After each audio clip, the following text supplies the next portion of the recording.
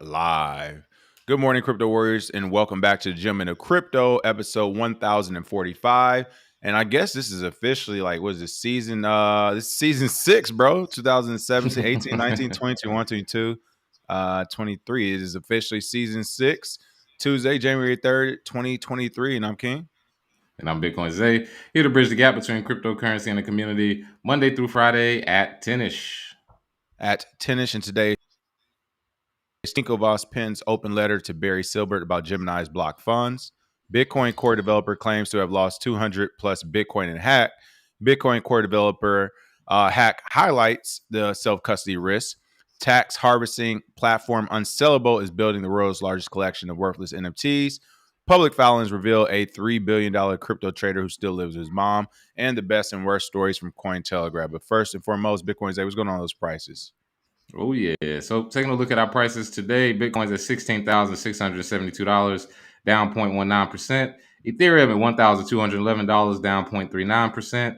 Binance Coin at $245 is down 0.46%. XRP sitting at 34 cents is down 0.36%. Dogecoin sitting at 7 cents is down 1.08%. Cardano sitting at 25 cents, just over a quarter, up 0.04% today. And rounding out our top 10 is Polygon at 78 cents, up 0.36% for the day. And our trending coins include Solana, Bitcoin, and PancakeSwap, all three which have been trending for a while now. And some of the recently added coins for the DGens to dumpster dive. Poison Finance. Oh man, that coin is poison. I wouldn't touch that. 100 million Inu. I mean, they're just making up stuff now. And Level Finance. So for all the DGens who want to dumpster dive and play in the shitcoin casino, there you go. There it is. Okay, top story of the day. Really quick, we're gonna get some shout outs to people. I won't lie to you, Zay. Gigi's going ham in the background right now, bro. Yeah, I don't know what's going on. All right, yeah. Not like Elmo. I'm trying to focus, but I can't right now, brother. Give some quick shout outs today. I'm not sure why the chat's not actually popping up. Who knows? But really quick, what's going on? Happy New Year's, everyone. From TZ731, Bitcoin Madam, BK Crypto, Layla, Landon, Crypt Work. Good morning. Welcome back to the new year, everyone. Crypto BX Dom for sure entertainment. Good morning, good morning, good morning, and welcome back to the show, everyone. Top story of the day. We're going to jump straight into it. Gemini is in the news, and it's actually funny. Before the show, we were talking about some different DeFi platforms. I'm sure some of you all saw the stories of some of the newest, highest earning DeFi platforms and the ones that have the most TVL. We saw some of those stories pop up. And one of the things I was talking to Bitcoin Zay, I was like, is this a pretty good platform? Like, I didn't realize they were doing so well. And he's like, hey, they're all doing well until they aren't. And this is a perfect example of they're all doing well until they aren't. We've been hearing some rumblings going on from Gemini. Bitcoin Zay actually has a video queued up when he gets back from when we actually called out DCG when he said, hey, they may be the next one to actually fall. And if they do, what would happen to the market? Well, it looks like we might have actually predicted something already going into the end of 2022, 2023. Hopefully not, but it looks very scary here. Cameron Winklevoss pens open letter to Barry Silbert about Gemini's blocked funds. This is big. Essentially, this is saying, hey, somebody owes you money. You didn't try to reach out to them a bunch of times. It hasn't worked out. So now you didn't went public. You finally told the whole school, the whole community, I don't know why y'all keep listening to so-and-so. You know he owed me $1 billion or so. So that's essentially what's happening here. Both sides are facing financial headwinds, as it says here. And last week, Gemini was actually sued over money locked in his earn program. Well, it looks like January 2nd marks 47 days since Genesis withdrawals. Cameron Winklevoss, co-founder of the cryptocurrency exchange Gemini, pointed out in the open letter to Barry Silbert, CEO of the digital currency group, which owns Genesis. Winklevoss went on to make a blunt appraisal of DCG's business practices. According to the letter, Winklevoss posted on Twitter, Genesis owes Gemini $900 million for funds Gemini lent to it as part of the Gemini Earn program. For the past 6 weeks, we have done everything we can to engage with you in good faith and collaborative manner in order to reach a consensual resolution for you to pay back the $900 million that you owe, Winklevoss wrote, adding, quote, every time we ask you for tangible engagement, you hide behind lawyers, investment bankers. I mean, this is very simple, people. This is crypto, especially at the level of DCG and Gemini. If they ask for the $900 back that they lent you, and you do not immediately give it to them back. This is Bitcoin 101. This is easy. They ask for it back. You do not immediately give it to them back. And instead, if this is true, as they're saying, you use lawyers, bankers, and everything else, they don't have it. It is literally that cut and dry in Bitcoin. It's not they have it, but they're going to wait another 6 to 8 months to give it back. And they don't have it.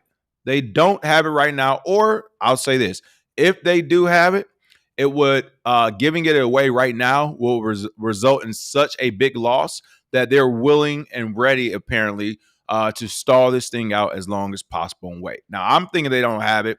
Again, there is a strong possibility that they do have it. They just don't want to give it to them right now, and it's off the books right now because it'll probably look terrible for DCG. And I think that they actually weren't doing the Bitcoins. They tell me, was DCG doing?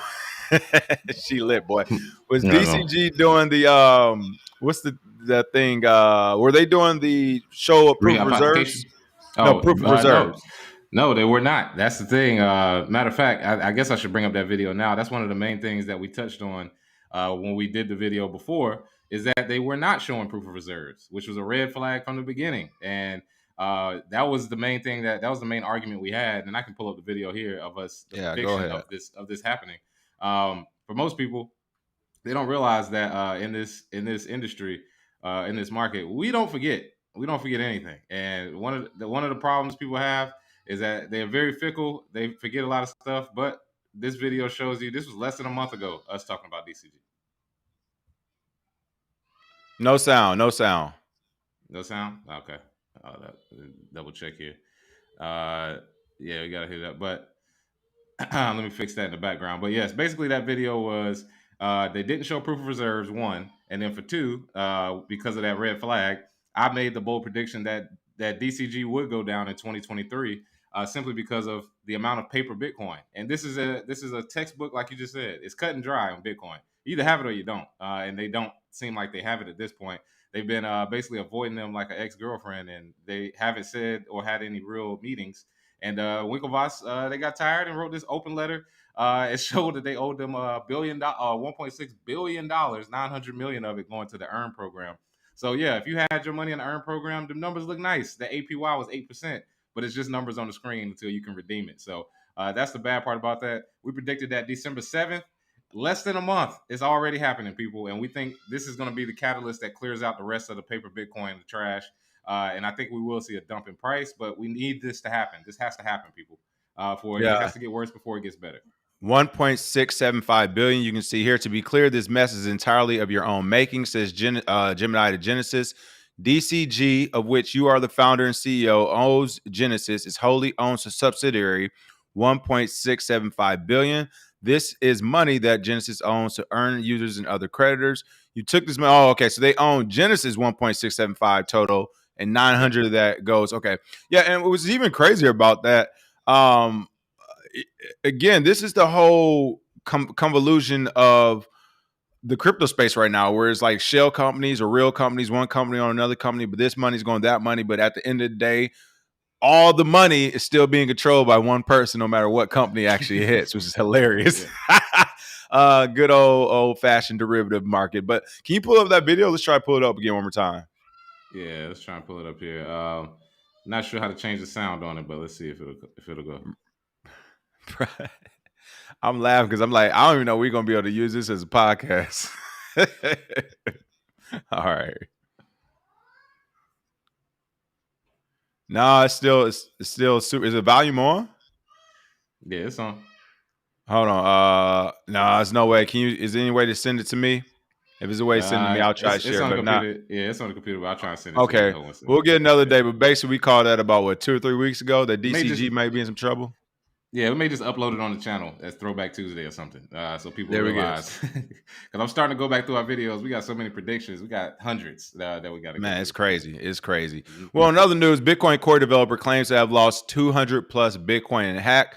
A Bitcoin OG and core developer, Luke Dash Jr., claims his PGP key was compromised, resulting in virtually all his Bitcoin being stolen from him on December 31st. What's going on with that story?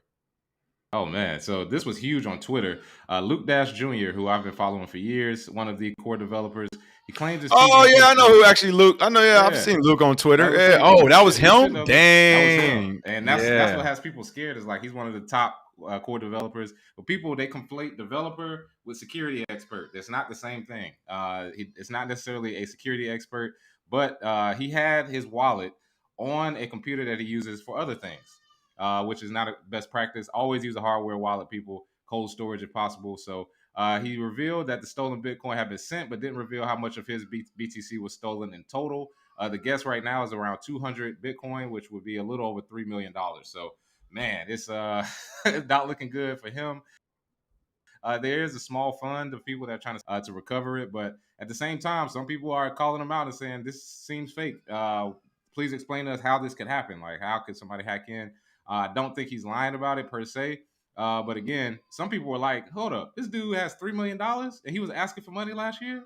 I ain't giving you Was shit." he Like, was he asking for money? yeah, he was actually raising money as a developer to get money for Bitcoin hackers and his organization. So some people are mad about that. But this does not prove that normal people can't control their own keys and have a hardware wallet. All this proves is that the best practices are best practices. If you have it on a computer where you do other things, you should just anytime anything connected to the internet, just pretend it's compromised. Just go ahead and start with that. The mindset is compromised. Somebody can hack into it or steal it, and then from there you can basically have your security in place. But yeah, this is huge news because this is such a big name in the space. Yeah, and I'm also looking at the past coaching. So on November 28th, actually, November 28th, we did our cybersecurity for beginners, and literally that's what we went over. Having two different logins, if you don't have two different computers, two different admin accesses, et cetera, et cetera. We wrote articles on it in the past too, so I'm not going to go into detail. And then for those who are already signed up, I'll resend that video out today as well. But literally, I'm looking at it right now. Look at this, November 28th, 2022. Bitcoin for beginners, cybersecurity. Literally, that was one of the main things I had spent about 15 to 20 minutes on. And I kept pressing. I'm like, I know I'm being a dead horse right now. I know I'm spending time on this. And I know like some of you already know this, but there's a reason. And literally 4 to 5 weeks later, one of the top people in the industry has fallen victim to like the literal same thing we try to teach you all to avoid. But if you took that class, you know what we're talking about. This is why it's important. You should not be having your wallets, especially if it's a hot wallet, on the same servers as the ones you use day to day. So you can see this is what essentially happened here. Dasher said he noticed this recent hack after getting emails from Coinbase and Kraken about the login attempts. Which, by the way, if you're getting emails about those login attempts, like the cybersecurity is actually so much better now than what it was in 2016, 2017 when this person has been around. It's so much better now with these emails and these notifications that the likes of Coinbase and Kraken actually can do a lot and do a lot to stop that hack at the front door on its server. So I'm kind of confused if it happened on his server, then why did Coinbase and Kraken hit them up? I'm kind of confused about this, how exactly it happened, because if they're hitting them up, again, believe me, it used to be they'll take 3 or 4 days to hit you up and tell you something's going on. Now it's almost immediate. So the fact that he's being hit up immediately from these exchanges, but then he's saying it's a different server that he may have controlled. It's just convoluted. But my point is, it should not have happened like this. So I almost wonder if this is an inside job, right? It is tax season. I get it.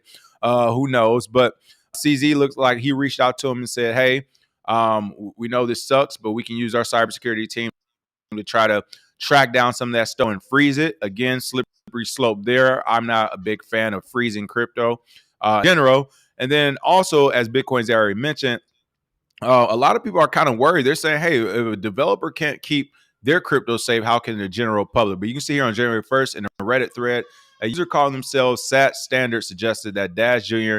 may not have taken November 17th security breach seriously enough, and later suggested that the Bitcoin developer did not keep different activities separated. Again, this is what we actually went over on that November 28th class. He had hot wallet on the same computer he did everything else. It looks like he was really complacent. If you took that class, you know exactly what I mean. You know the importance of this.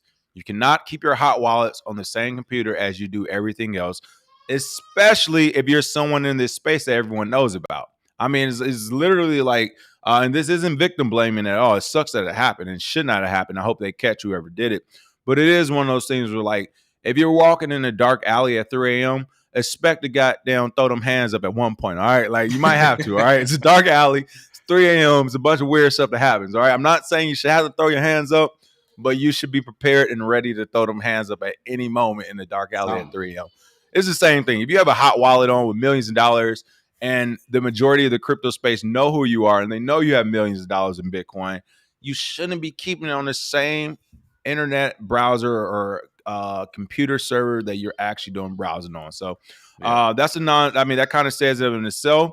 Man, she going crazy today, Bitcoin. What's going on back there? She learned how to talk. Yeah, she learned too fast. But I think this story is great because today is actually Proof of Keys Day. For those there it is. That is right. Yeah. January 3rd. So shout out. It's Proof of Keys Day. No keys, no cheese. This is a perfect story for today so people can understand. The reason why we say that all the time is that the antithesis of Bitcoin is storing it with somebody else. That's literally the opposite of why it was created. So this skill of keeping your Bitcoin and controlling it yourself, it takes a lot to be your own bank, but it is possible. And that's the one thing we have shown to our students. Don't let this discourage you. Again, sometimes the emperor has no clothes. Some people are, sort of lax and they don't really take the biggest security precautions. Again, because he got supposedly hacked November 17th and he probably was like, oh, it's no big deal. They probably laid dormant and used. Yeah, I would say we already know how it go. Yeah, they was chilling. I used to work in IT, so one of the main things is when I tell people like my security setup, they think it's like overdoing it, but I'm like, well, I'd rather overdo it than not do it and lose 200 Bitcoin. Yes, air gap wallets, different locations, seed phrases where you leave off certain words. All of that. This is a scary thing here. This is a scary thing here, and this may have been organic and accidental, but I can see a company or a bank. I can see a bank, Chase, for example, paying a well-known Bitcoin advocate, proponent, something like that, someone who is well-known. I mean, we all love, right? Got the nickname and everything. The Daddy, Bitcoin Jesus, Bitcoin something. One of these banks, I think it'll be Chase because they have some of the deepest wallets. They're going to get one of these Bitcoin enthusiasts or whoever, somebody like Dash Jr., somebody super popular, and they're going to make sure they lose their crypto publicly. Mm-hmm. And once they do, they're going to have that person say, you know what? We shouldn't even be self-custody. In fact, we should leave it to the pros like Chase America. Chase, there's going to be a commercial with that person on that commercial. And people are going to say, you know what? You're right. Bitcoin, what's his name? BitBoy said we should self-custody with banks. And 3 million of us are going to the nearest bank to self-custody using his referral code. You better believe that's going to happen, folks. Yeah. Market timestamping right now. And when it does, the same way we have this entire environmental debate, we'll have a self-custody debate, which, by the way, just the fact that it's a debate itself will help the banks win. They don't need to actually win the debate. They just need to have it as a narrative. Just get people talking about it. Maybe you shouldn't self-custody. All we need are for the people on the fence that are a little bit scared to hear that argument and say, maybe they're right. Without knowing the full ethos of Bitcoin, they only know about crypto, and they're like, we shouldn't self-custody this. We should let the bank hold it and own it. And woo, as I said, it's going to get crazy then. When the banks get an influx of an extra 10 times, 20 times what they have already in crypto, they about to swap most of it to Monero, and they're going to go crazy. But yeah, I disagree with this tweet, as you can see, where someone says you shouldn't manage your own keys. Like, here we go. Hey, you know what? This is textbook. No, I follow. This is a textbook. Yeah. I don't know Udi, but I'm assuming he's probably like, you shouldn't have sex with your own wife either, right? That's probably one of those guys. Is all I'm saying. No, you should do it yourself. You should do it yourself. Stop trying to get other people to do everything. I hate this shit. Oh my God. Violence is bad. Violence is bad. But let me call the police if something goes wrong in my life, because they won't be violent when they get here. Yeah. That's pretty much how people we shouldn't do this. We shouldn't do that. But I use American dollars and we bomb people every day. So technically we should. Like, stop it. Stop we shouldn't manage our own keys. Why do you need guns? Yeah.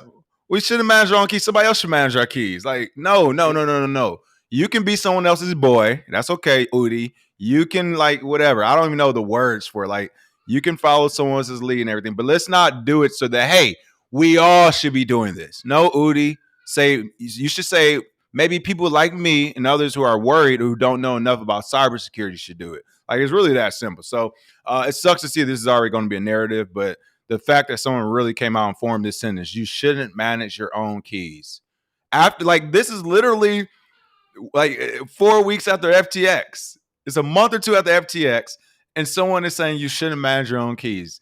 These are and in the fact, this is making me crazy. You about to make me go crazy. You say you know this guy, so he's a known figure in the space. Yeah, he's a known figure. He's a known troll. He trolls Bitcoin. I don't even know this motherfucker. Okay, so he's trolling. Okay, he's trolling. He's trolling. Hopefully he's trolling. But no, he's serious. But what I'm saying is he trolls Bitcoiners specifically. Like, he doesn't like Bitcoin maximalists. He doesn't like anything Bitcoiners talk about. He just basically trolls them. So this is just ammo for him. It's like Peter Schiff. If something goes wrong, Peter Schiff, he crawls out the woodwork, old man yelling at cloud, and he has something to say. This is the same thing with Udi. Something goes wrong. See, you shouldn't self-custody. Why are you trying to teach people self-custody? And it's hilarious because the narrative can switch that quickly with a popular account. Yeah. He's got a couple 100,000 followers. Yeah, and again, this is a couple 100,000 followers. Listen to this motherfucker, bro. This is crazy. And people keep saying, "Oh, how does FTX happen? How does this happen?" A couple 100,000 people following someone who says in crypto, "Do not keep your own keys. Don't self custody."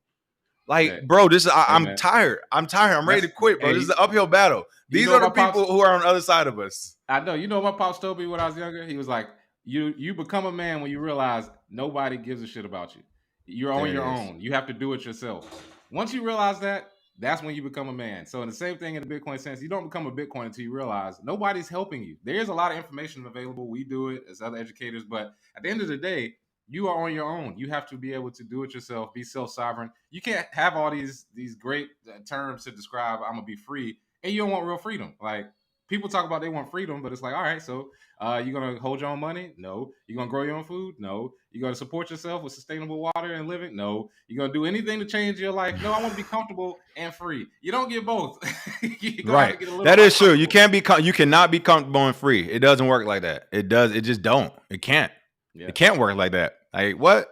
It just don't work like that. Not unless you made it already. Not unless you got the empire built. I'm seeing some great comments. Yeah, people saying Goldman Sachs will probably buy it. People are saying fear is a powerful drug. You know it. It will be a new financial institution altogether who can safely hold your crypto, says Reno Gamble. I can believe it. Let's see. You can have custody of the kids, but not my Bitcoin, says Milto. Hilarious. Do it yourself or die trying, said Gerard. There it goes. There it is. Yeah, this is crazy. Yeah, Black Bitcoin Key said he's been seeing this narrative pushed out as well.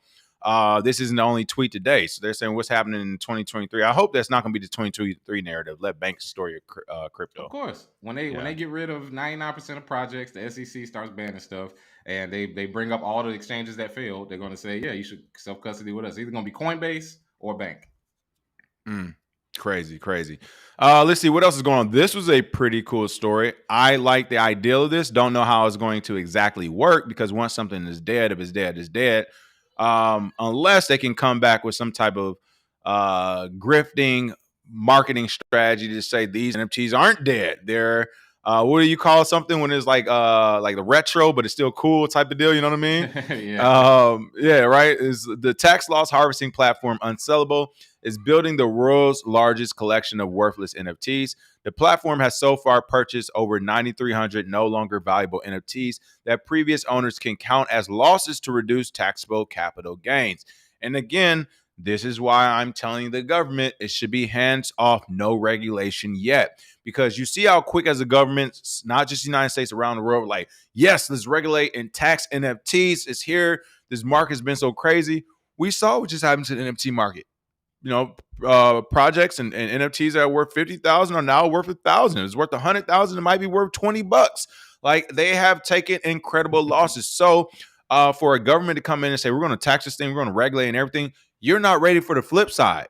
You're not ready for people to start selling 9,300 NFTs and start saying, you know what, this is a loss on my end of year tax report now. Like, you're not ready for that to happen. And even worse, no government, as much as you think you can control the markets, for example, the NFT market, again, you think you can control it until there's a community-driven, community-wide effort like we saw with Wall Street bets to pump GameStop.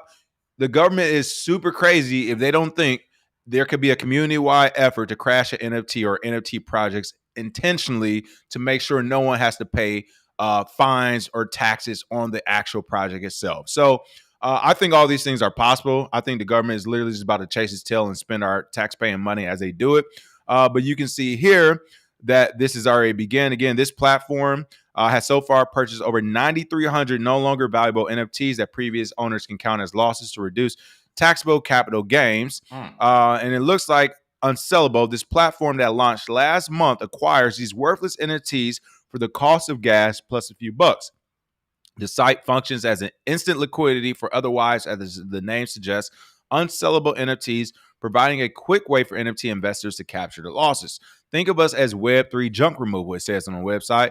At the time of writing, the service so far has purchased, of course, over 9,300 NFTs, as previously mentioned, according to Etherscan. The most valuable unsellable collection on OpenSea so far is Army of the Dead number 78, a skeleton-themed PFP that sold for over 3.6 wrapped Ether in January 2022.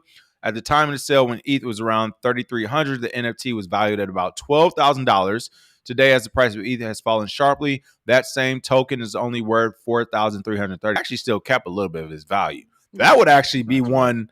Yeah, that would actually be one when it pops again. I'm not familiar with that project, but if it pops again and the project's still live, that's actually one that's worth buying back. So, hey, you know what they're doing, really? They're saying it's a Web3 junk removal. What they're doing is they're collecting quote unquote worthless NFTs. When the market, they're hoping one pop. We just need one or two to pop. One collection to pop off, and they go, because it's sort of like nowadays. You know, people they're trading baseball cards and basketball cards now. Remember, everybody thought it was worthless in the 2000s, and Pokemon cards. Nobody was dealing with that. Then they come back. I mean, it's just how trends are. And then people want something vintage, and they want something that's been sustained for years. And vintage NFTs, I think this is going to be the Plato's closet of NFTs at a certain point. They're going to get their money.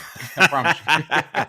I agree. I mean, yeah, I think it's going to work out great or bad. It won't be a mid-ground type of deal. But if people are selling these things just to, add or loss, but just to take home something, where it is like, hey, I got it for 12,000, but F it, I'll take 4,300. This market's in turmoil. Mm-hmm. I don't know if and when this will pop back. And there's a company with capital that says, hey, we'll buy it for a third of the price and sit on this thing for the next 6 months to 2 years, 3 years.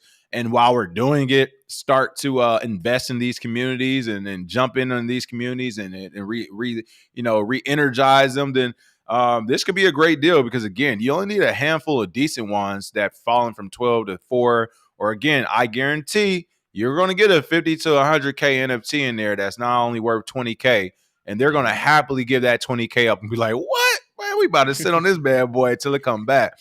So in general, I think it's a great idea. It's a cool idea. Don't know if this will work long term, but regardless, I think it's a cool idea. It's another part of the market. Now this market is still moving where it once just froze because it's like, hey, my NFT goes to zero if it's not as popular as the price went down. Now people are like, oh, whatever, I'm forgetting about it. But now there's a secondary market. Now you can say, no, I'm not forgetting about it. Now you can go through all those old NFTs you have that are worth $3 now, 5 cents, whatever, and resell them. And again, you may be able to actually make some money, make some profit depending on your game. I'm sure there'll be a lot of people who are already buying NFTs at losses and probably selling them back now to sell unsellable as a secondary market. So might not be able to make as much money, might not be able to make thousands of dollars, but it might be a possibility to make hundreds of dollars on this for sure. So something to pay attention to. It's pretty cool, especially if you start doing stuff like collecting old wallet. Like imagine someone like, I know people who already give away free NFTs every day. What about people who say like, yo, I got this old Ledger or iCoin wallet or whatever. I got like 30 NFTs, bro. I don't even care about it no more. No, and you're like, what? All right, like that's the whole market. Hey, I'll go and look for old wallets of NFTs and resell them. Like that's the whole job. That's dumpster dives for you. Yeah, so that's pretty cool to see. All right, public filings reveal a $3 billion crypto trader who still lives at home with his mom. So I found this to be a pretty funny story because, so while living at his parents' house in Sydney, Australia, this crypto trader took home over $7 million in profits in 2021, according to public records. I found this to be a pretty funny story because some of the people we know in crypto who are living well below their means, or some even look like just normal people, is like, nah, bro, they far from normal. But so this reminded me of that person. And then also like what I liked about this story as well is also like, I guess counterintuitive, especially to American culture of having to move out or not live with the roommates and all this other stuff. Is like you can live with who you want for as long as you want, especially when you're stacking money. So I love to see this story because I know a few people in crypto who have similar situations where they might have 3 or 4 roommates, or they got family living with them, they live with their mom and all this other stuff. And you might think they're the bottom feeder or the neck beard guy and all this other stuff. And it's like, no, they low key got like $2.4 million up under their belt type of deal. Like, no, they're doing pretty decent. This is just the living situation that they're okay with. And I am all for it. I hate the fact that we have this culture that's like, well, if you're rich, you need to spend all your money. It's like, but I won't be rich. Like, rich no more. Yeah. I want a house, but I won't have the money if I buy the house. Like, how do you get both? But so I thought this was a pretty cool story. But we're looking at a 25-year-old crypto investor who traded nearly $2 billion, $3 billion Australian dollars worth of crypto in 2021, ran his crypto empire from the comfort of his parents' home in Sydney, Australia, according to public records. Now, really quick, I will say before you get started on the story and telling us about this guy, he does sound a little bit SBF-ish because it is like, oh, you just 25 years old with $3 billion at your mom crib. Like, must be nice. But yeah, so of course, you know, my question is, how did he get the money, as I always ask? But in general, what's going on with this story and the young Darren? I never can pronounce his last name. Oh, yeah, is it Gwynn? Yeah. So the young gun in question, Darren Quinn, he has not spoken about the achievement of his small trading business. However, it's registered at his parents' house in Guildford, Sydney. His crypto business took home 10.41 Australian dollars, 10.41 million Australian dollars, an after-tax profit for the fiscal year ended June 30th. According to the Australian Securities and Investments Commission, this came from a total of 2.98 billion worth of crypto trading over the 12-month period. This was a huge increase from his previous year takings, which was about 692,000. So it looks as though he was trading with $2 billion and he made 7 million and then 10 million the year before. So he's obviously using money. Don't know where it's coming from. Maybe his parents, maybe people in his family, whoever. But that is a pretty big stack to trade, and the fact that he's bringing in millions of dollars in a bear market is pretty impressive. And you're right, he might be another SBF figure who understands leverage trading, has algorithms, has all the stats. He's sitting there with, like in the picture, with 12 screens in front of him. He may be like that, but you probably, if I was him, you probably definitely want to stick with the risk management because it could all be gone in a couple of days. We've seen that happen to a bunch of people. So, hopefully he knows what he's doing. And you know what? And shout out to his family. And I like this family and this guy. The family has kept silent about the crypto trading business run by Nigel or whatever, with his mother declining to comment on what she knew about the trading activity that occurred under her roof. Also, I would like to mention a couple of things. They said they didn't add leverage trading to the equation because some of that $2 billion could actually be a lot less and just be on leverage, which I think it is. If he traded $2 billion and he made $7 million, then he more likely has like 100 million and he's doing some crazy leverage to keep it real. 20x leverage. Right, keep it real. He's doing like 20x leverage to make, which, as crazy as it sounds, depending on the timing, the biggest risk, depending on the timing, would be the exchange. It wouldn't actually be the market. It would be the exchange itself trying to trade against your ass. Exactly. If you time it right with the market, you can actually make that play. But it's just like, will the exchange allow you to make that? Will they allow themselves to get hit for a decent amount of money? But yeah, I like the fact that his family's not saying anything. The only reason it looks like the news found out about this, which I strongly dislike, and is also why I haven't done last year's taxes yet, is because they found out from his tax returns. That's some BS. Like, what the fuck? Yeah, get out of business. Hey, why can't you just tax returns need to have the public address attached to it? Have a Bitcoin public address so it ain't all people business. Like, they really, I sincerely hope the news did not check like tax records of last year, see this big things, this big numbers, see crypto and say, we're going to run this story. And the family and my mans is like, yo, we don't want nothing to do with no notoriety. Yeah. So I hope that is not what happened. But the way this reads, it seems like that's what happened. And again, that kind of sucks to me. I mean, and they found his location. They found his parents' house. Yeah, they doxed them. Like, goodness gracious! Like, I guess it's through his company, PO Street Capital. So since those records are public, they had access to it. But still, come on, this is crazy. 2 and 2 together, but dang, man, don't call my man out like that. But hey, I mess with his family, like you said. They ain't saying nothing. They like, hey man, I love it. Listen. Hey, Nigel has kept his lips sealed about the business too, including his trading strategies and how PO Street Capital performed for the last financial year, which ended on June 30th. Great young man. Listen, Chase and all them, even though they're semi-public, they don't tell us all their public business because we still didn't publicly hear about that Coke shipment that was seized. I want to hear more information about that in the next earnings call. I heard what's going on in the banks, but what happened to the $1 billion of cocaine? What happened to it? We've been partying, baby.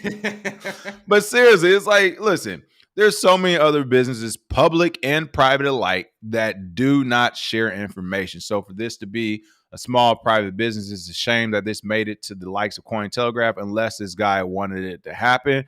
But regardless, shout out to them. I love to see stories like this. I'm telling you for a fact, people, he's not the only one. There are a ton of people trading real numbers at their crib that you don't know about, will never probably know about, unless they do the whole tax. Like, that's how they find people out, this whole tax shit right now. So it's all good. Everybody trying to give us the pronunciation, saying it's pronounced win. What? Hey, it's pronounced nigga yen. That's how I'm gonna call it. No, I think is that. Let me know. Is that is either, I want to say it's a for sure, clearly is an Asian last name, but is that a Korean last name? I think it's a Korean last name, but I'm not sure. Because I know like 2 or 3 people in LA with that last name as well, and I'm always looking at it too. Like, let's see. Somebody said, I'm not sure if this is true, but maybe somebody said they saw me on a Netflix episode, Unexplained. I don't know. Low-key, I got like 2 or 3 Netflix shows out where I'm gonna make an appearance on people. Just let y'all know. So, I've been seeing King all the time randomly in the advertisements. It's hilarious. Motherfuckers just see me in the background to getting a burger or coffee. Like, what the fuck's going on? Ruel Black said it's Korean. Okay, yeah, so it is Korean. I thought so. All right. Last but not least, we're going to talk about this Cointelegraph article, the best and worst stories from 3 years of Cointelegraph. So, very interesting. I didn't realize Cointelegraph was only 3 years ago. Yeah.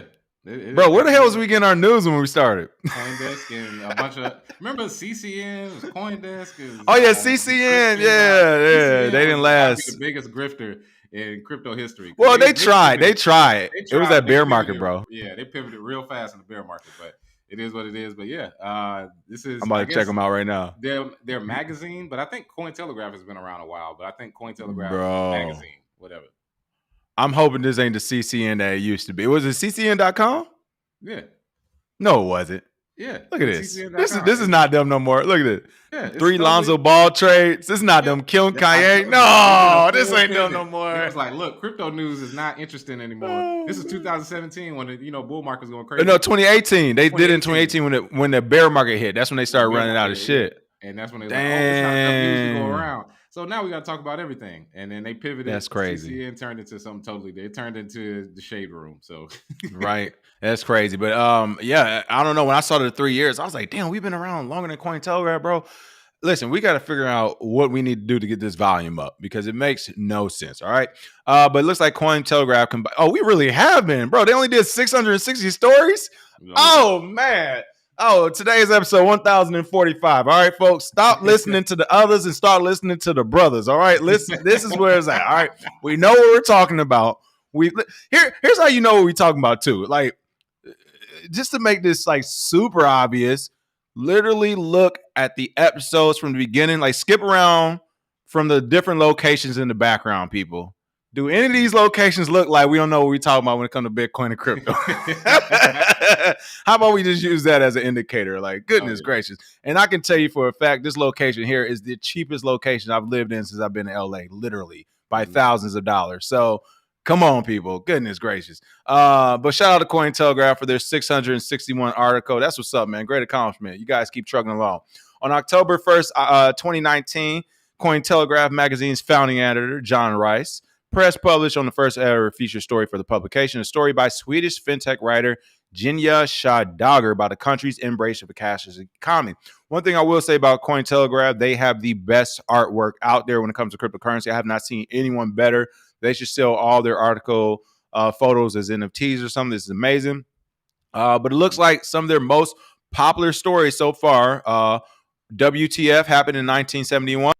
And why does it matter? Tell us about some of these popular stories, Zay. I know you're going to get into it. What's going on with some of these stories? Yeah, so some of the most popular stories over the years, which we've covered pretty much everything. If anything, we've covered them more than they've covered themselves. Right. But I like this gold one, though. This is the biggest one. Oh, yeah. Let's see.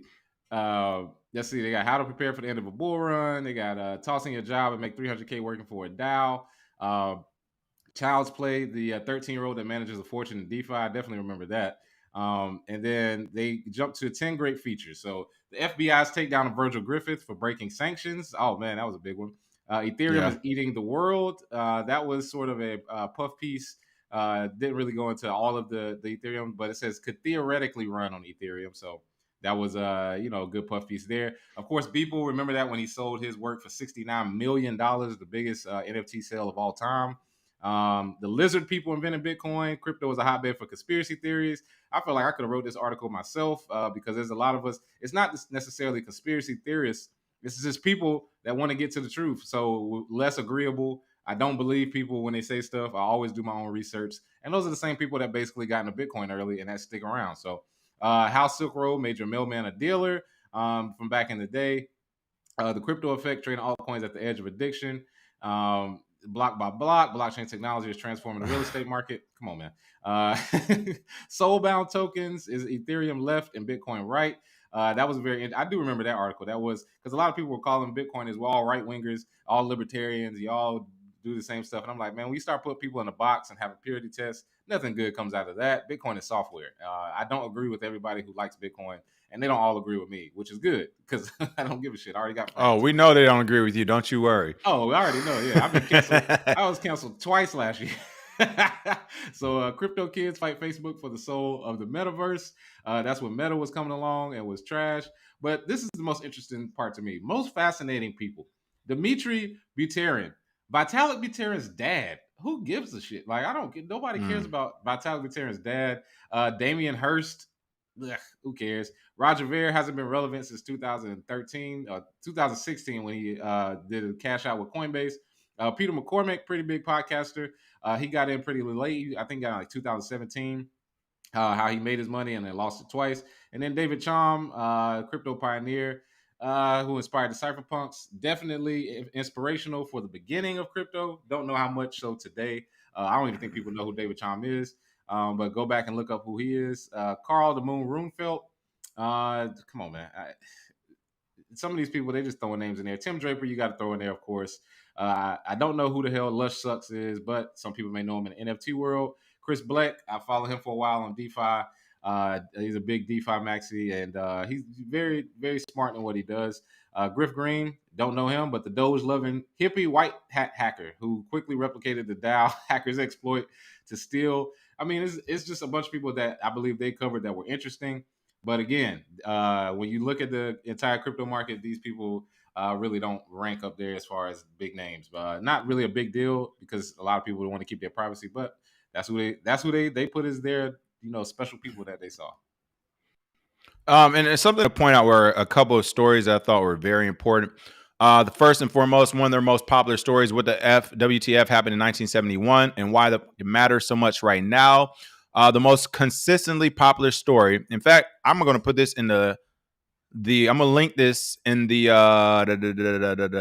chat because I think this is an important read. But the most consistently popular story on the site explores whether former U.S. President Richard Nixon's decision to get rid of the gold standard, which backed U.S. dollars with gold, caused a host of social and economic problems. Since 1971, productivity increased while wages flatlined, GDP surged, but the share going to workers plummeted and house prices went through the roof. Is it causation or merely correlation? I'll tell you something else. This was also the same year, not when the dollar got off of gold, but this is the year also when bankers and foreign entities took over the United States. Because now, since we're off of gold, you can print an endless amount of money. You can start wars in other countries and keep printing that money like we just did with Ukraine, where we gave them billions of dollars of fake made up taxpayer money that causes us inflation, which is why eggs are now $10. Yeah, your gas is cheap and now your eggs are expensive, dummies. Wonder how that's happening. Yes. All of this is because we got off the gold standard. And why do we get off the gold standard? So a bunch of greedy people who may live in America, maybe even been born here, some of them, don't identify as being American as far as the American community. They just want to squeeze this bitch for as much money as they can get. And that means buying a house in another country and moving their capital offshore to live there. They're okay with it. That isn't American to me. That's not for American interest. So not only did we get off gold, I want to point this out. That happened in 1971. The year is 2023. So off the top of my head, what, 52 years? 52 years we've been off gold. And literally last year, or excuse me, 2 years ago, we print more money than this country has ever printed at one time. We printed like 25% of our actual total percentage of money. We printed about 25% of that at one time and gave a percentage of that to Ukraine. I'm saying all this to say Bitcoin is literally about to be 14 years old now? 13, 14 years old. And you all keep going in about what Bitcoin can't and can't do and why we shouldn't use it and so on and so forth. And your own country just took us off the gold standard, not only like fit our parents and our parents' generation, people, like wake the hell up. Like wake up. They took us off gold. Yeah. So I'm saying this is crazy. So like this happened. There was a big deal when this happened. In fact, I think one of the presidents who wanted us to go back to gold got shot in his head, or it had some things to do with that. But regardless, all this stuff happened where we got off the gold standard, which, like, really think about it. Do you all understand what was happening back in the day? First, we had gold, right? Then they said we're going to have dollars. The way everyone acts about Bitcoin is the way people act about dollars. Wait, what? Paper? Went over my gold? Bro, nah, you can keep the paper. I'm going to keep my gold. All right. And then finally they said, fine, we'll put our gold in the bank and we'll take paper out. And then what happened? They trusted the system to hold their gold and to take paper out. And then the system said, you know what? We're not even actually counting the gold no more. We don't need it. We're just going to do paper. And y'all believed it. A whole generation of parents believed it. And no, I'm not mad at you all because you are the same people who kept telling your kids to go to school. No rhyme or reason. No plan afterwards. You just told them to go to school. Go to school, do what? I don't know. Just go to school. You'll figure it out there. Go to school. So y'all that same generation. So I'm not mad at you either because clearly, all right. But yeah, we got off the gold. They convinced the generation to get off gold and to accept paper. And now we're literally saying, hey, since the paper is being printed by this group of people you don't know at a alarming rate and is not backed by anything, how about we do something that's backed by something that we all can see? That is all Bitcoin is. It's literally the digital gold. But I think this is a very important story. I think people need to read this, keep rereading it, and always calling back to it. This is crazy. 1971, man, they was doing too much heroin. Wasn't nobody paying attention. 53 years. 53 years we've been off gold, and people are talking about Bitcoin like, why would we change the whole monetary system? We just did. We just changed our monetary system. And that's not even to mention, again, we go through all this. I was looking for one. Oh, here's the other story. Hey. Not to mention, we go through all this in the masterclass too, because the history of Bitcoin, we mentioned all this stuff. But people, one other thing you forgot, people didn't believe in credit and debit cards at first. Oh yeah, like that took a whole. That took a whole thing. Come on, that took a whole thing. So come on, people. Yeah, what were you about to say, Bitcoin, Zay? And honestly, when they first took the gold in 1933, my grandmother was born in 1927. She was here to see that. Like her generation, I mean, she's in her 90s, but these people are still alive. Like this isn't something that happened in the long distance past. I think what people need to see is they need to see color from old videos. When you see a 1960 video in color, it just visually makes more sense to you. Like, hold up, these are people too. They're doing the same thing that we doing, and it's like, yes, it's not as old time. I did something better. I need to get him on video because I did it through a phone call. He said don't do it because he old. He don't want it. So my grandfather's like 94 years old. He's born in 20s. My family comes from Alabama, Mississippi, and stuff. Part of the Black migration, Great Migration, everything. He has horrible stories to this day. And I actually recorded it one time talking to him on the phone. And I was like, do you mind if I like share this? He was just like, I don't want to, you know what I mean? It's like going through a war. Like I ain't trying to talk about the war again. But it's one of those things that was like, no, people need to see a live human being who has their wits about him still, who's still drinking E&J at 2 p.m. and talking about why they don't never want to go back to the South again and some stuff like that. Because you're right, people still like, oh, well, this and that, or we can use the Howey test from 47. No. My grandpa was in his 20s in 47, bro. He hated life. Like, what are you talking about? This isn't okay. People were alive for this. Like, my grandmother tells all the time about how terrible it was and how everything shifted during it. Because they lived through world wars. No, this is bad. Right. I mean, you try to get to the recall the past. It's like, no, people were going off to die. People were dead by 40. Nobody was. There we go. Movado just said, bro, I was in segregated schools into the 3rd grade in North Carolina. Thank you. People, like, it's crazy. But again, all these conversations is why Bitcoin is important. Because without the likes of Bitcoin, you might not even be able to have this conversation. This conversation could be restricted, blocked, blah, blah, blah, blah, blah, blah. and you would not even be able to have the conversation itself. So shout out to Bitcoin. Last few comments of the day, I'm seeing some cool chats come in. Someone said that somebody said Tate's going to get an NFT. I can see him getting an NFT. I can see him getting an NFT. Yeah. For all those who don't know, it's another story for another day. But basically, I was supposed to actually consult Tate in Bitcoin and crypto years ago, which is pretty funny. I still got all the messages back in the day. I was supposed to go to Romania to go do it. That's another story for another day. But other than that, you got any last minute comments, Bitcoin Zay? Yeah, actually, tomorrow I'm supposed to be recording. I got the podcast slot after Andrew Tate in Vegas, so that is right. Okay, I might actually meet him tomorrow, so we'll see. Is he out? Is he back out? Is he free? Who knows, man? But there's a bunch of people: Snoop, Baron Davis, Sean Merriman, Phil Ivey. Hey, tell Baron Davis I said my bad. Go talk to him. Be like, hey, when you use that, when you tell him was it blockchain LA? Some dude tried to tell some guy to sign up his ticket with you when you was at the front desk. Be like, that was my business partner, bro. Yeah. Oh man. I'll be at Vegas. I'll be at CES this week for anybody that's in the Vegas area at the CES conference. So that's all for me. Shout out to everybody. All right. Yeah, happy Proof of Keys Day for everybody. Happy Proof of Keys Day. Go check it if you haven't in a while. There we go. Happy Proof of Keys Day. For all those in the class, you'll be getting emails and notifications today throughout the day, so be on the lookout for that. And yeah, we're back on it, season 6, I guess. So here we go again, another year of crypto. Let's see what craziness happens here. Shout out to Reggie. He said all crypto exchanges, all users of stable coins, all users of asset-backed tokens, NFTs, Ethereum, Bitcoin Lightning Network, Solana, and cold storage will have to be ignored to avoid me and my patents. There we go, Reggie. He said, hey, top to bottom, bottom to top. Smash that like and share, and we are back, folks. We will see you all tomorrow with some more crypto news. Smash that like and share, and we'll see you all tomorrow. Cheers.